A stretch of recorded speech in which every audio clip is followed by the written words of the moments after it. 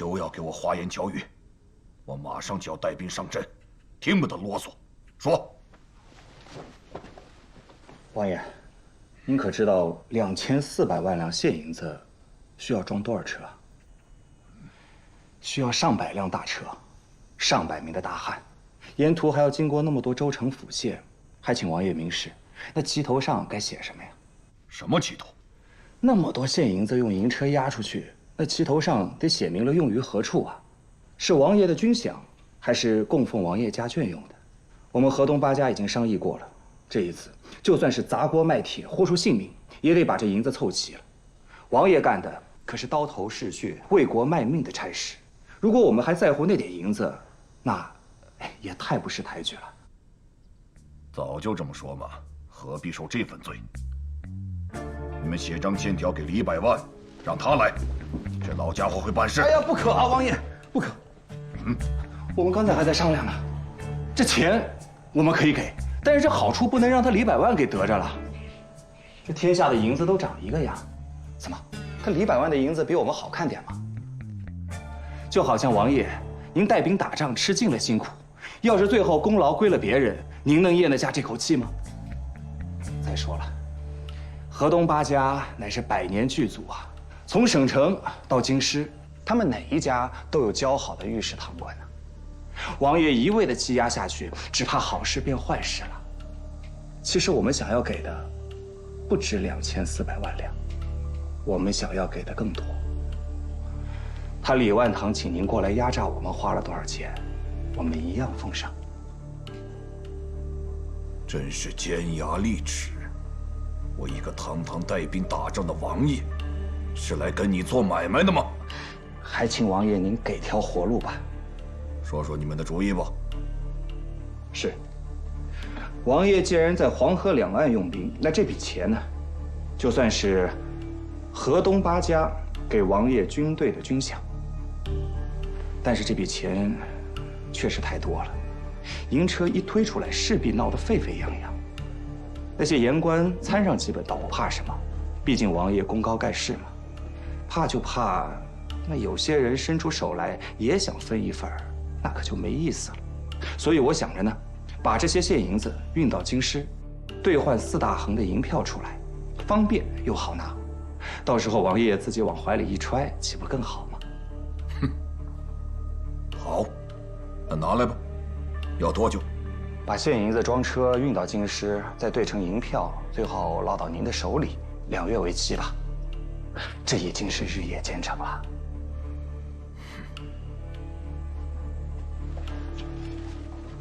王爷，请您过目啊，这是河东八家的签字，上面盖着私印，捐赠2400万两成身王，凭此纸交付。王爷拿到银票之后，把这条子还了便是。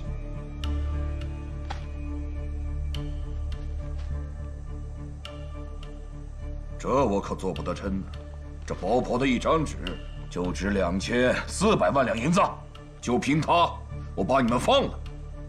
你当我是小孩啊？哎呀，王爷，您别小看这薄薄的一张纸啊，他李百万拿得出来吗？河东八家兴盛300多年了，论实力，论信誉，怎么也比他李百万稍微强那么一点点吧。除非王爷是诚心要弄死我们，那我无话可说，回去引颈带路便是。哼，谅你们也跑不了，2个月以后见不到银票，我带兵抄了你们的狗窝子，滚！是。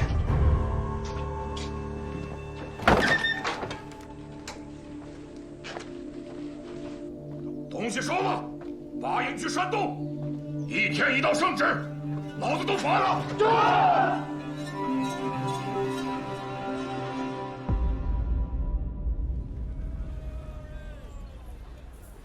少东家，太尉方掌柜古先生来拜。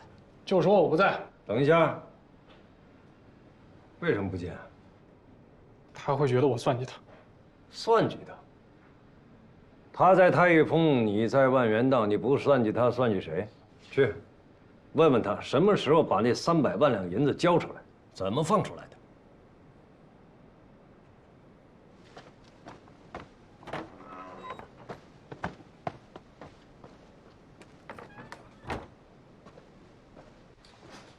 这孩子怎么会有妇人之仁呢？少爷还年轻，好不容易在山西交了个朋友。交朋友？想交朋友用到山西来。我们是来这收这些票号的，这就是打仗，哪有这么多婆婆妈妈的？是，我再劝劝他。这人是怎么放出来的，我怎么不知道？本来怕您老生气，想晚点再说。这小子联合八家给王爷打了个字条，保证2个月之内交付4大横银票2400万两。王爷着急去山东打仗，就点头同意了。这怎么行？我去见王爷。王爷都已经走了。蠢材！黑眼珠子盯着白银子，这个时候不趁热打铁，把这老八家给搞倒了？那美滋滋的拿张欠条走了。他要是能拿到这笔钱，我姓他的姓。这谁的主意？听说是姓谷那小子去打的。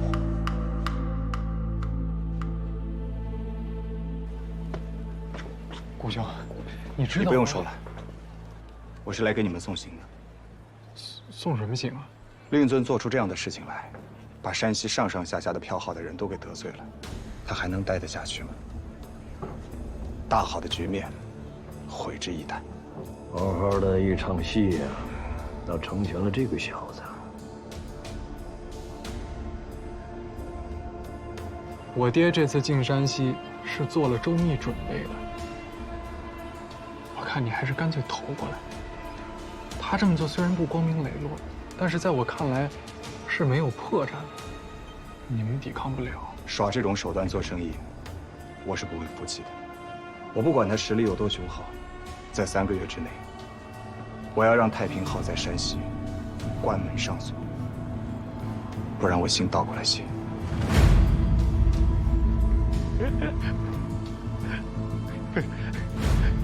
顾兄，你这是说大话呢？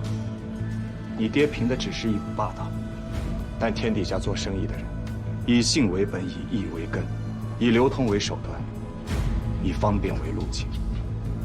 这些错，他全都犯了，注定走不长远。又是这个姓谷的。老爷，要不我再……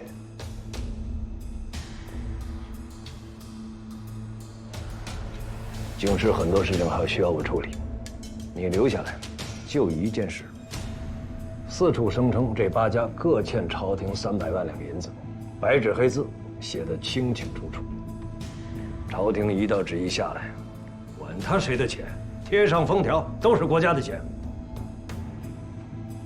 让储户几队一家一家的整他们。我盘算着用不了几个月，这8家又得拿着他们的底来跟我做交换。我们既要拿到山西票号的专营权，还要把他们的底扎出来。山西我要，闯王的宝藏我也要。那王爷那边儿要死的人了，我没什么可说的。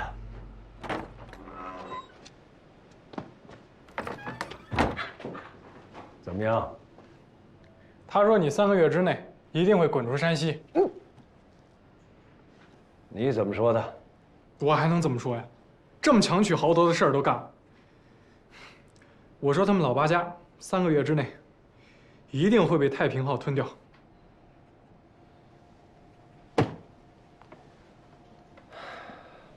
要想在这立足，你客客气气的拱手赔笑脸，你到时候连残羹剩饭你都吃不下。这什么地方？天下票号的发源地，财富的汇集之所啊！想站稳脚跟，你奋发图强，一辈子可能都达不到。打蛇就得打7寸，断了他的念想，取他的精华。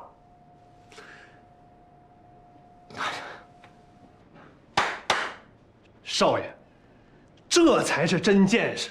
我要是你，还做什么生意？即刻回家，好好在老爷身边待2年。天下还有谁是您的敌手？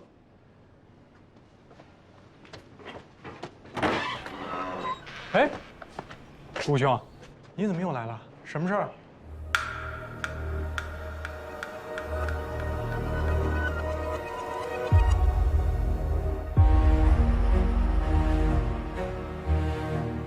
老八家有一句话，要带给李万堂：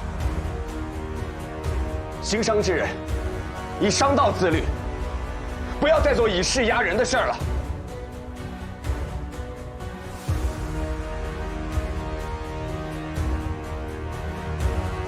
重教。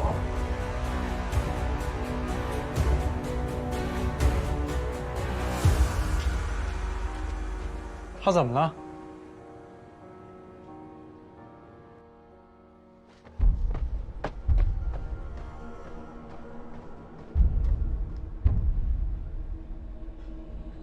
你觉得那小子怎么样？本非池中之物。老爷，您有一双风尘巨眼，您觉得呢？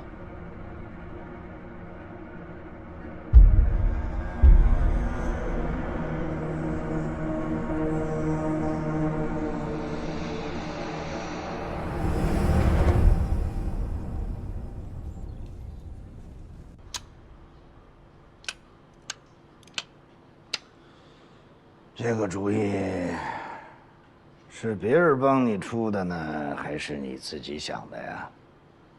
在流放地的时候，那时候大家都没什么现银子，经常会用到这种方式来交易。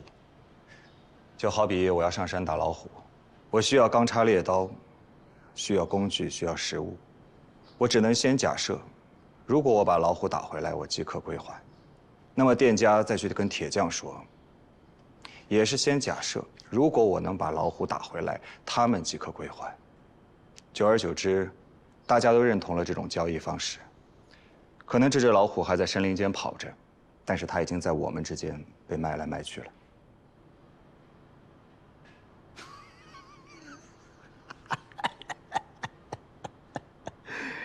好啊，东家，这次未经您的允许，我就许了他们300万两银子的债务，还请勿管。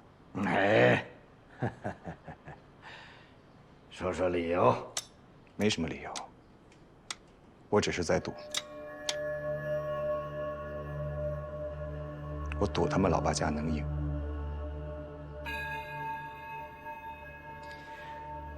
你知道，在整件事情当中，我最喜欢的是哪部分吗？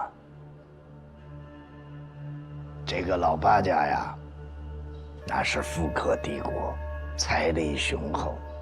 哼，这家底儿啊，马上就要水落石出了。哎，要是为了常老四的话，免开尊口。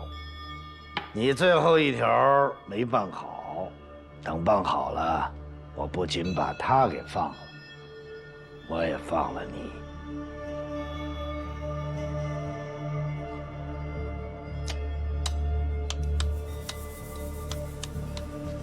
我放了常老四，对你有什么好处啊？不如我给你指条明道吧。你呀，做老八家的总柜，那是何等的威风啊！你不心动？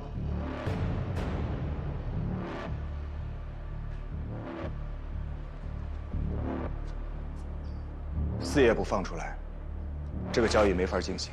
我不谈其他。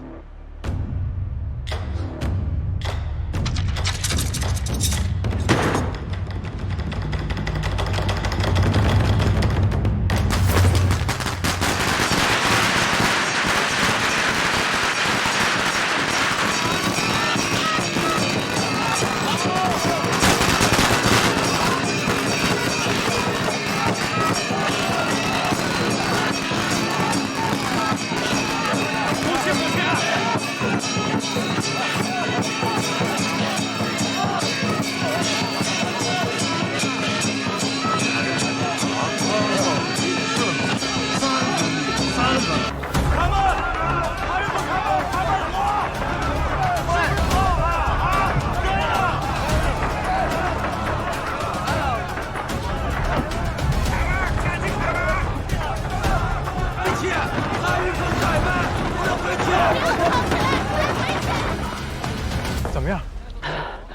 从昨天半夜，太玉峰门口全是挤兑的人，现在人都满了，他们死活不开门板，有不少人开始砸门，就是估计他们家和县太爷关系好，还不敢撞进去。我看再过一会儿就该大乱了。这样，你再花钱，再多花银子，派人掺和到队伍里，听听他们说什么。去。哎，回来！哎，现在太玉峰门口有咱们的人吗？有啊，我就是从那儿回来的。我走的时候，还有咱们5、6个人在那儿盯着，轮流回来汇报消息。行，你现在抓紧去告诉咱们自己的人，如果待会儿老百姓砸开门冲进去打人抢东西了，让他们一定要护住顾掌柜的，万万伤不得。那人是我兄弟，记下了啊。哦，别忘了啊！哎，少东家还真是念旧情啊。怎么，我护不得他？我是怕你护着他，他也未必领你的情啊。我能在这儿立足，靠他帮了我。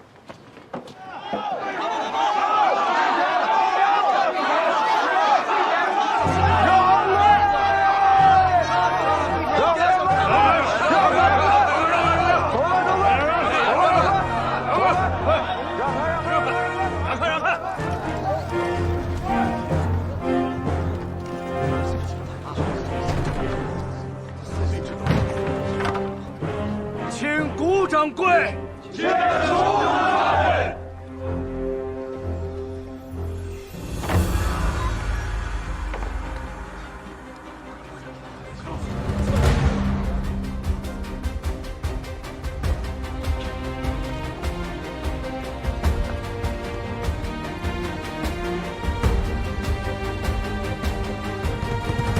诸位，久等了。我太一峰既然入了老八家，就绝不可能有信用问题。大家同气连枝，互救互助。今日凡是来兑现银子的，我都给你们结算，绝对不会亏欠大家半分。开箱！天下有道千军一起万两，做人应如同伴，万元内方，一步烽烟一条路，一生用脚步丈量。嘿，众生万象，粉墨登场，说到最后总是传奇一桩。山里有道，我担当。嘿，日出东方。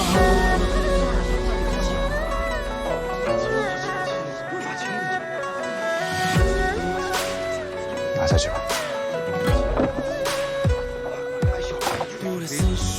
这位管家，贵姓啊？小姓翟，是坟仓号管事的下人。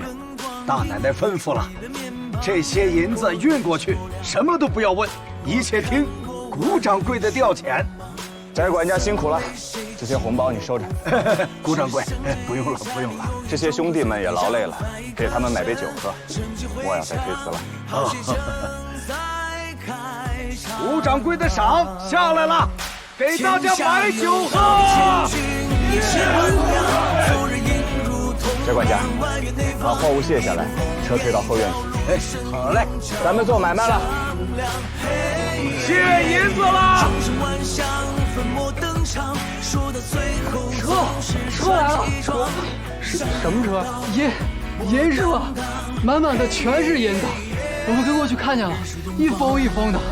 我们数了一下，前面有6辆，后面还有一批，老八家的钱全拿出来了。外面等着取银子的人越来越少了。不是你们哑巴呀，张嘴说话呀！你告诉他们，如果今儿不取，说不定哪一天朝廷一道旨意下来，就把那银号封了。我们说了，没用啊。太玉峰的钱啊，看这形势到底是有还是没有？下次还是取吧，别忘了一会儿没了。哎，瞧，那边好像又来马车了。太玉峰到底欠了朝廷300万两，还是交了朝廷300万两？那些人看见银子就算是吃了定心丸了，他们怕把钱取出来损了他们的力气。你放屁！哎，你告诉他们，太平号3分的力比太玉峰高。那兄弟们就暴露了，你快去呀！这太玉峰把靳家跟孙家都结了盟了，这看起来吧，好像是有点儿的样儿。从今天早起到现在，已经来了3趟营车了，弄不好咱们是白班虚惊了一场呀！哎呦，咱还是把钱都取出来，对，取出来踏实。哎，取钱的排好啊，在这排好啊！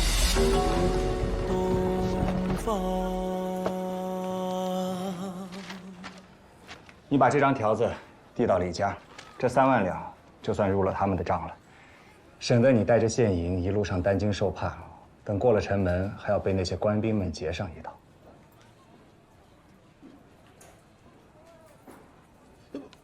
若不能入账，我就在这里候着，你随时来砸我的店。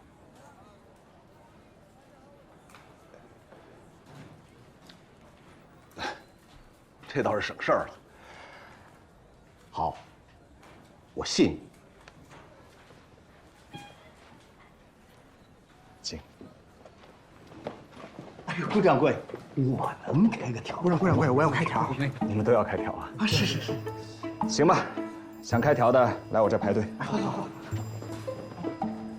你别愣着呀，拿点鲜货点心出来招呼大家啊。好嘞。我就是纳闷啊，既然你那么不喜欢老爷用手段搞垮老八家，怎么又一个劲儿的想看着你兄弟倒台呢？我就不想看他赢。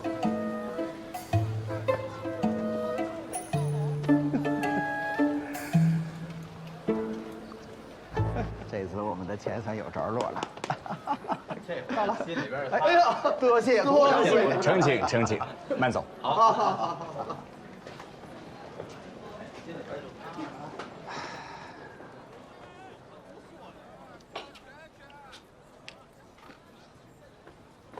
掌柜的，银车卸完了，空兑了多少？您看一下。啊？掌柜的，您是只管兑不管存呐。今天有好几个酒楼的大老板，还有开染房的，听说咱们这儿一张字条就可以入账，立马又存了几10万两银子进来。被挤兑了一天，账面上反而多出60几万两，真是奇哉怪也。那这样，靳大奶奶拿来多少银子，你给她原数不动的装回去，连夜就拉回，带点糕点给伙计们路上吃。今天这场仗，咱们赢得漂亮。得嘞。嗯。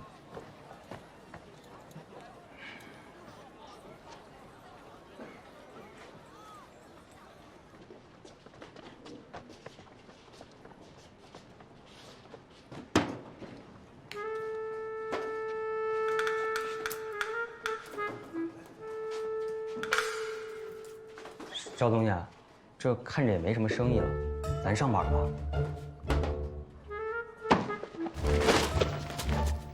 就是开门第1天，你跟我说没生意了，臭嘴！我臭嘴，我混账！尚东家您别生气，咱财源广进。滚！赶紧上班了，早点完蛋，我们好回京师。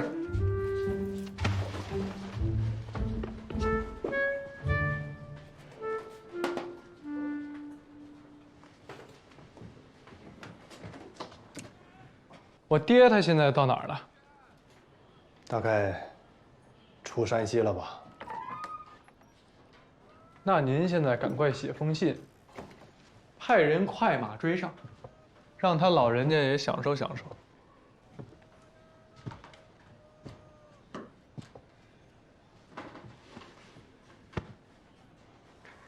这就叫以信用为本。人家这么说的，也这么做的，可不就做到了吗？要我看，我爹这笔账算错了。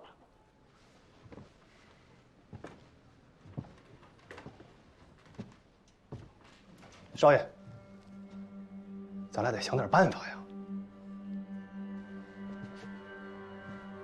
想什么办法？咱们这么挤兑都没弄死他，还能有什么办法？老虎打不死，等它咬人的时候，咱们谁也跑不了。您就稳稳当当坐着，我倒要看看这太平号的匾到底能挂几天。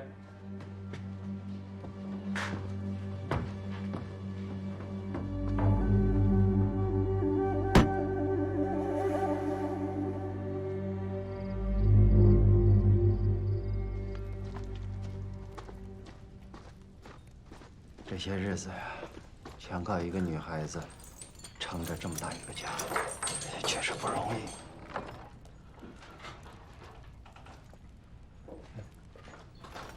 说曹操，曹操到啊！你们背后脚有什么舌头呢？谷兄弟一直在夸你，说你心性坚韧，能干大事。什么心性坚韧？我恨不得把王天贵给杀了，把你们俩都拽出来。现下倒好，宅子留住了，就我一个人在那空荡荡的地方。你倒是开心的要命。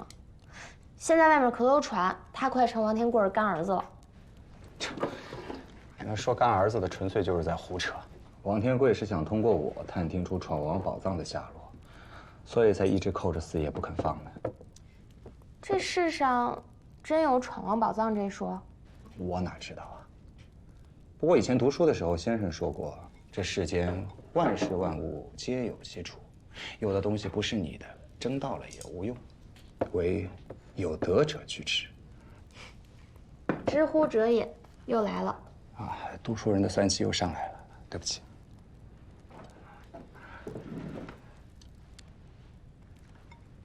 郭兄弟，我怕王天贵啊，还是不会放过你。你得想个法子脱身才是。他是个绝户，心如蛇蝎，做事有决，他的话一句都信不过。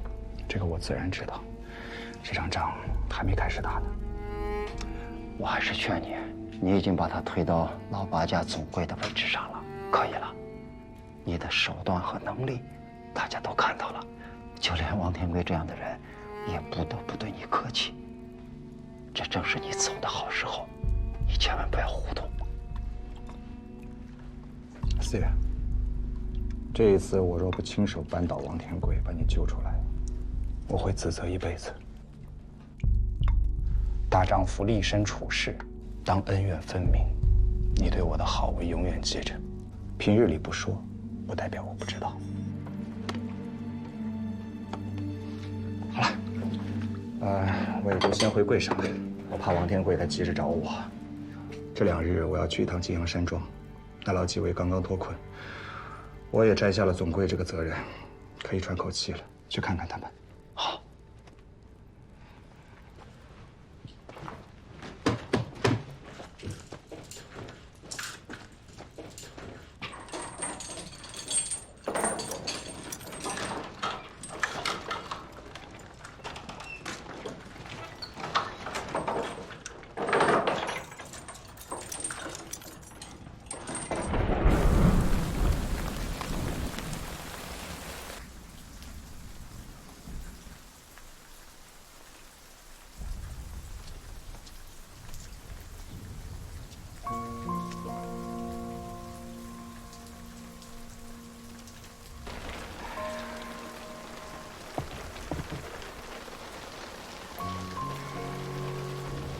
别管我，你哭你的。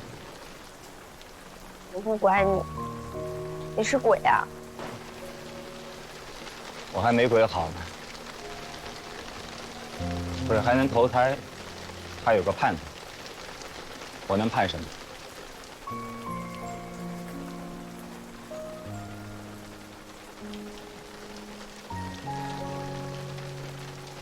喝晚了，别哭了。来，我送你回去。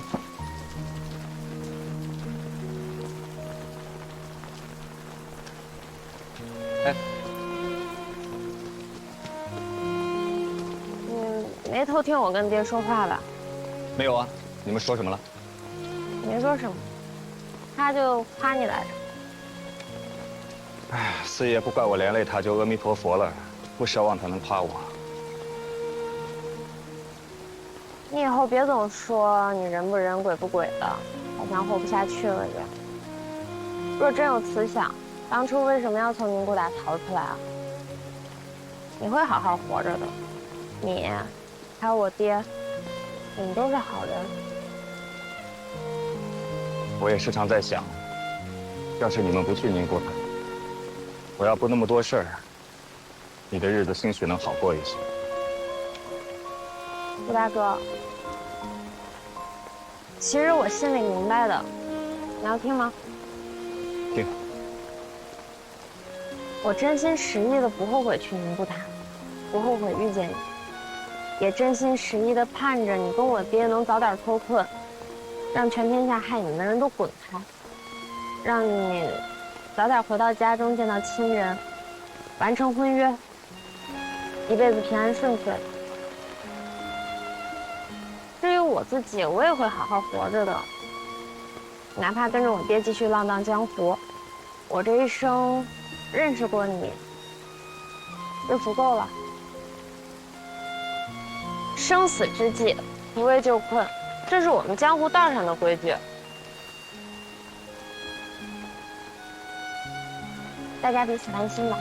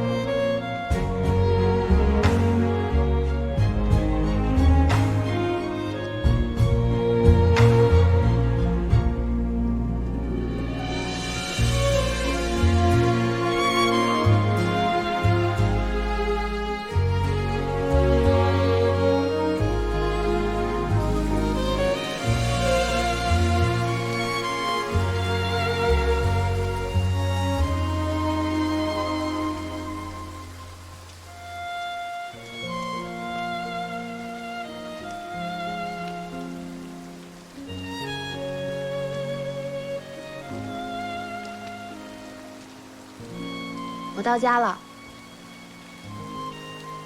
你看，你也有没话讲的时候。顾大哥，心安了吗？此心安处是吾乡。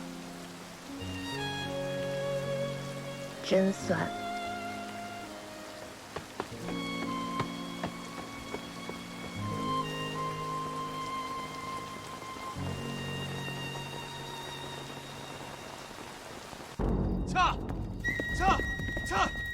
竟是李老爷今晚在这里歇息吗？什么事儿？赶了2天路，从平遥送信而来。我看信谷那小子用这么个雕虫小技，你的太平号在山西怕是站不住了。功亏一篑啊！当时王爷在晋阳山中抓住他们，我就说不要放，不要放。他觉得拿着一张欠条，天底下的人就不敢赖他的账。我知道，你在巴家都存了钱，就是留着此时挤兑用的。当初我还不明白，现在看来，欲想取之，必先予之，当真是厉害。你只需要把钱取出来，看他们扛得住扛不住。死银不动，活银回乡。你明白是什么意思吗？那就是把之前没用掉的银子再带回去呗。你来之前的半年，我们通过其他商号在老八家那里存了600多万两白银。本来打算挤兑的时候，我们突然发难，要求把这一大笔银子一下子取出来，让他们关门上班。这步棋早早的就已经布下去了。看信里这个意思，像是这步棋不走了，把钱存在这儿便是。这怎么行？这不是白饶了人家一大笔好处吗？那就继续把这步棋走下去啊！反正都要回家了，你不能说那么惨。我马上给老爷写信。哎，写什么信？听你们主意都听成这样了，哎，还写？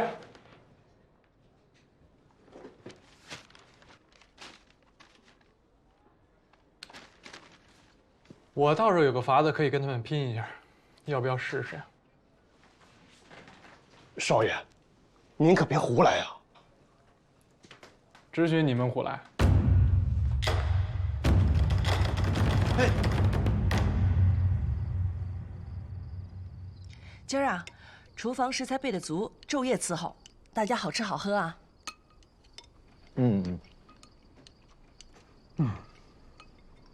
曾掌柜，我们家这菜做的吧，还是不如前两天您吃的那几碗馊饭来得香吧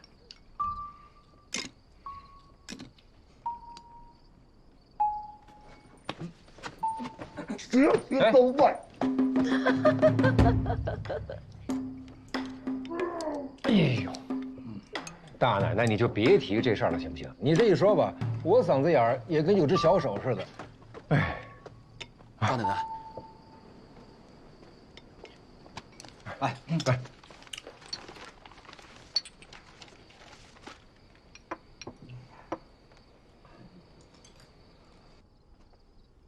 谷兄弟，你看看这个。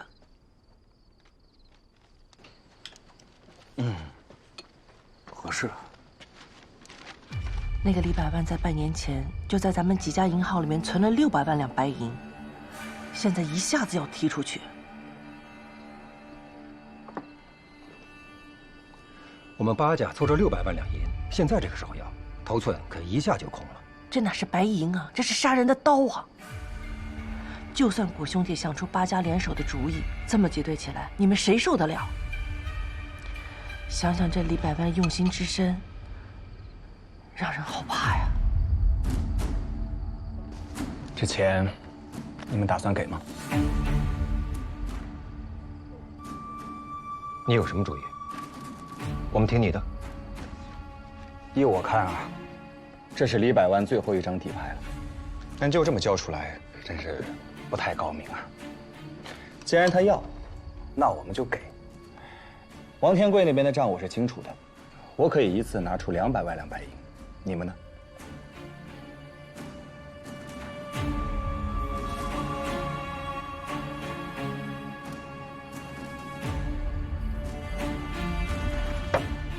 我出400万，都拿出去啊！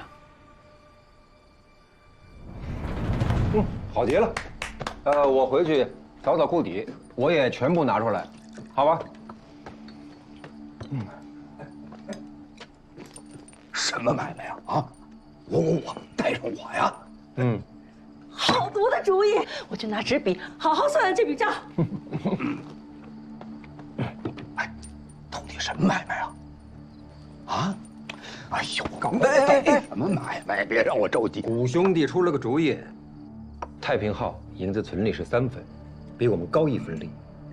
那个李百万想动他存款，好啊，我们把钱全给他，有多少给多少。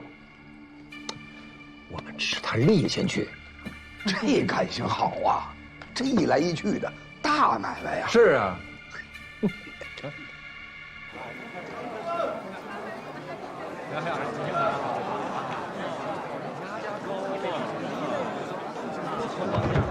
少爷，您还没睡着呢，人家都已经杀到乌江来了。谁到乌江来了？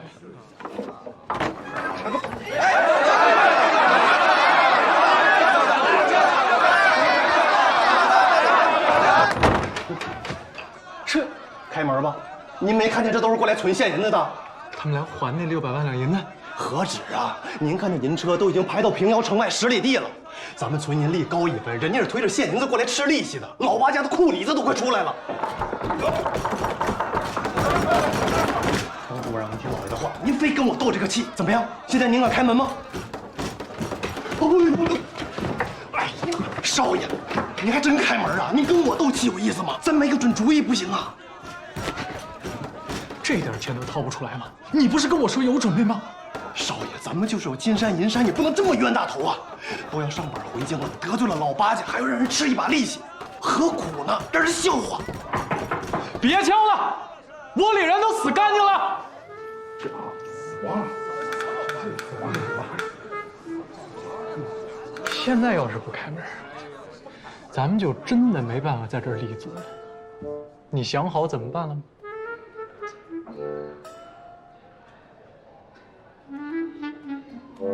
我听您的。哎呀，现在知道听我的，那就开门吧。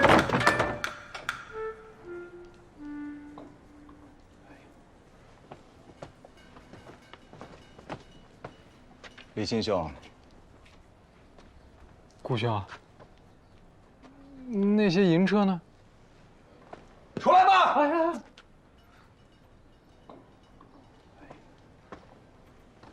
开个玩笑而已。这天底下做生意的最讲究人缘了，哪能真把人往死路上逼呀？是吧？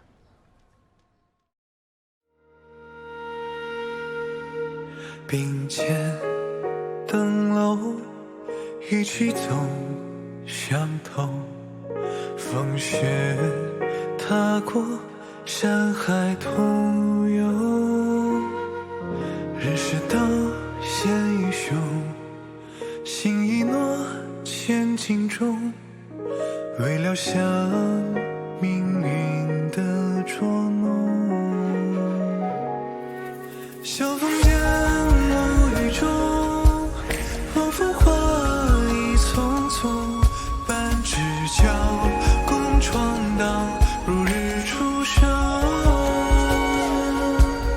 也曾拥凌云梦，天地碧入怀中，会春秋。岁月峥嵘，当时同舟携手渡江河翻涌，劝君更尽酒一盅。曾见过他负隅翻云，手段千百种，也见过那离子将人心渐渐万空。生与浊世所幸，彼此曾患难与共。写意写意，好似一场梦。相逢间无语中，叹浮华意匆匆，剧中人总神仙。